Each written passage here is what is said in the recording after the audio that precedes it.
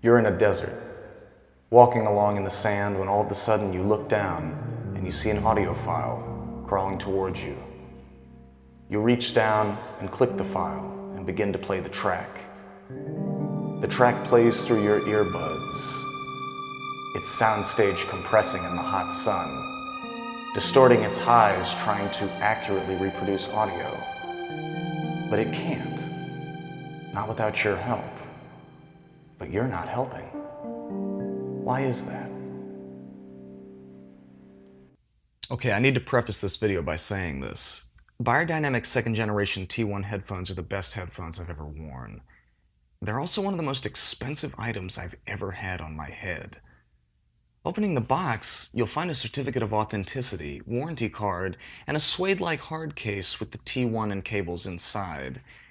As my good friend Klaus mentioned in another video, Beyerdynamic has a history of design quality in headphones reaching back into the late 60s.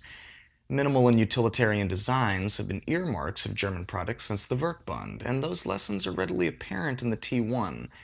One thing that immediately identifies German industrial design is a conspicuous absence of anything ostentatious. The T1 is sparse and unflashy. Only upon closer inspection do we begin to notice the engineering. The complexity of the grille on the semi-open ear cup, the design of the hinge, all there, subservient to function, but aesthetic. These headphones are very comfortable, but this too services the function of the T1. In order to listen, you need to be unaware of any encumbrance. There are very minor changes here from the previous generation aesthetically, the two most notable being a refreshed cable connector and a leatherette headband instead of the first generation's genuine leather. Beyerdynamic T1 product manager Klaus Hanselmann, no relation, explained the change as being for durability purposes and a budgeting measure to spend more on cables, drivers, and ear cushions. Mr. Hanselmann also characterized the changes in audio made by his team from the first generation T1 model as a kind of tune-up, slightly more even treble countered by extra decibels in the broad range low mids and bass. To quote him, "A string quartet will still sound beautiful, but some Quincy Jones basses will finally shine." I tend to agree with Mr. Hanselmann.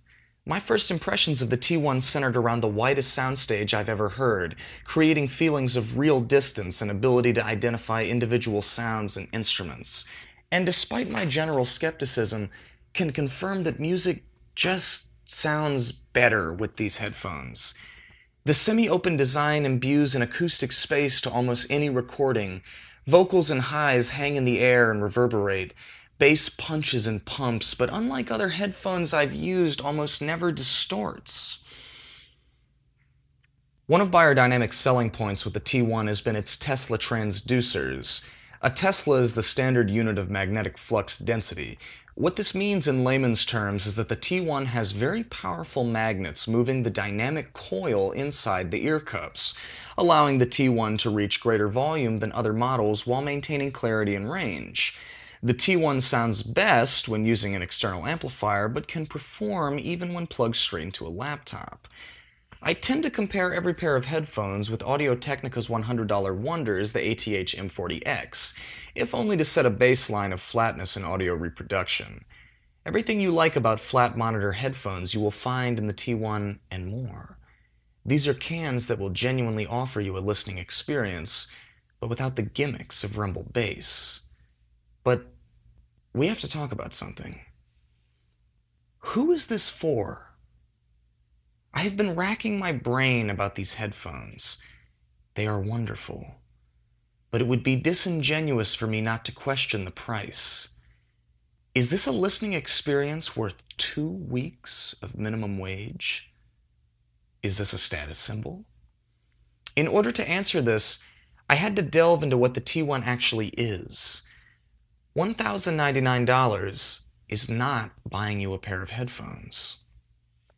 The common law of business balance is the principle that one cannot pay a little and get a lot.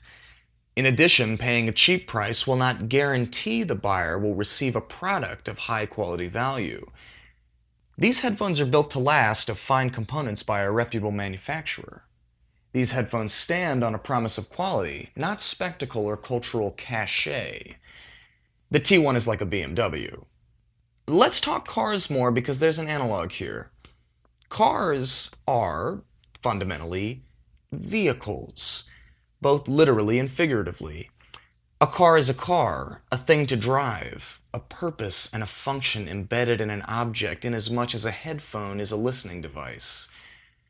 But a car is a vehicle for bigger, more invisible things. Things like ideas and culture. What is driving? What is listening?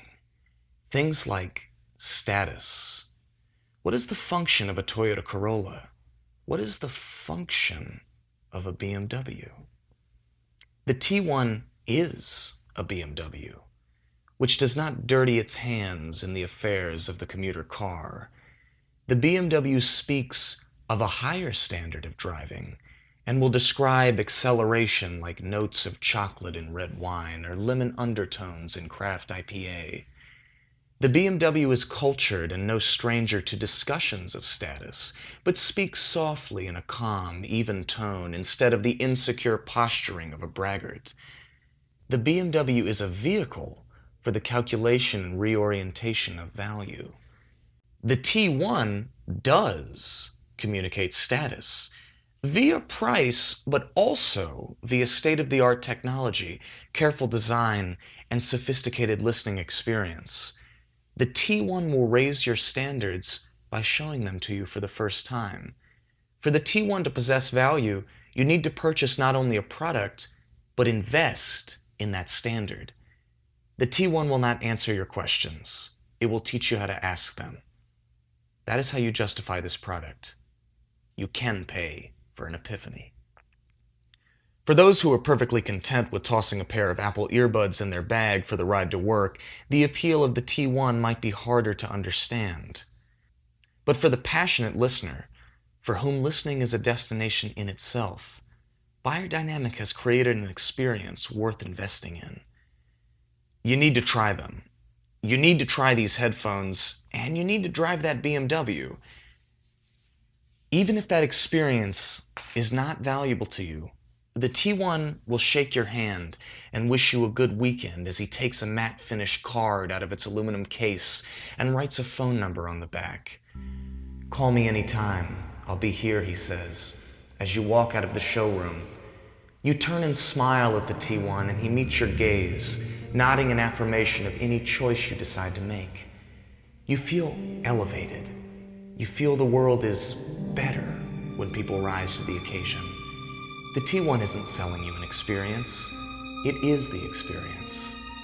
As you leave, you hold the door for T1's next appointment, dressed simply but timeless, who thanks you as he clicks his key and locks the BMW parked across the lot.